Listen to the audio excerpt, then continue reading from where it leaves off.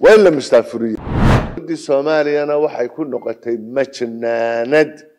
واللي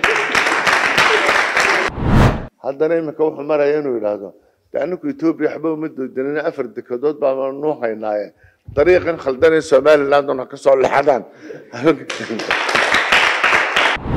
إلهان عمر waxaa jawaabtay in inteenan wasiir ku xigeenka wasaaradda arrimaha dibadda markii horena ahayd wasiir ku xigeenka wasaaradda maaliyadda waxaan kelmad ka odhan lahaa arrintii heshiiskii madaxweynuhu la soo sameeyay Itoobiya isaga iyo golihii wasiirada la socday buuq fara badan iyo dareen fara badan ayuu ka dhaliyay adduunyada oo dhan dawladda Soomaaliya waxay ku noqotay majnaanad waali maskaxda kala goysan waxyaalaha la yaab kale waxa kamid ah madaxweynaha Soomaaliya wuxuu dhulkii Soomaaliya iibinayaan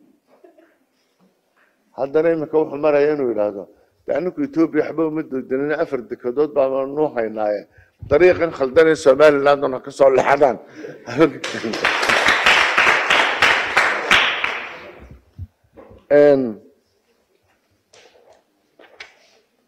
وكان مدحوينها الصومالي حسن الشيخ محمود هي تيفي قال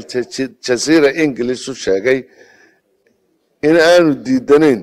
ان توبيا هشا مرين بيود بل سيو ديدان يهين طريقة اي توبيا امرتي قادين تبطل تيفيغا انترناشنال كي الجزيرة كسي داي marka waxaan ku dhiibay qoladana idin ku dhiibay hadda taday idin gaadho weedayna idinku waxaan ku lahaday kala sawirataan qolyahan internationalkii ninkan connection kan idin ku dhiibinay adduunyada dhan ba ka hadlayso mesela ninkan waxaan ku lahaday وبارلمانتريان إنجليز كهاي إمك وزيرك عشان يكون نقدي ونك أنت لو تويدينا يفرس الوزارة حلقي لا قنصل لها سومال لاند اللي قاعدين بحي دولة إنجليز كو واقصن لها ألكسندر ستراتفورد وحسب جماعة الثلاثة هي كونسرفتيفكو حنكون هذا كتر سيء هل كان nimankan adduunyada dadka laga dhageysto arrimaha siyaasadda la bislayo imika labadan nin Peter Van Dr. Peter Van iyo ninkan la yiraahdo Tibernagy qoladii berigii dhootaan kula kulanay Mareykanka ee aadka noo soo dhaweysay inaan tagnana barnaamijka nala qaban qaabisay waa aqoon-yahan labadan ninba dadka aqoon-yahanka ee siyaasadaha Mareykanka ka taliya waxay ka hadlayaan arrintii way diidan yihiin gabadhan waa gabar Soomaaliyeed markamada media ku aragteen Ilhan Umar waxa uu jawaabtay in inteenan wasiir ku xigeenka wasaaradda arrimaha dibadda markii horena ahayd wasiir ku xigeenka wasaaradda maaliyadda rooda uu jawaabtay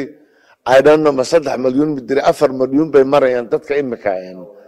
barnaamijkeedii daawanaya hadda ninkan uu jawaabay waxa weeye waa governorka state-ka la yiraahdo Florida qaramna waa area-da ugu weyn ee uu ku leeyahay marka wuxuu leeyahay waa tiri waa in Soomaaliya arrinta loo horeysiyo naagtani marka waxay ku jirtaa Congress-ka Mareykanka dawladda waxay leeyihiin Mareykankii way ka baxday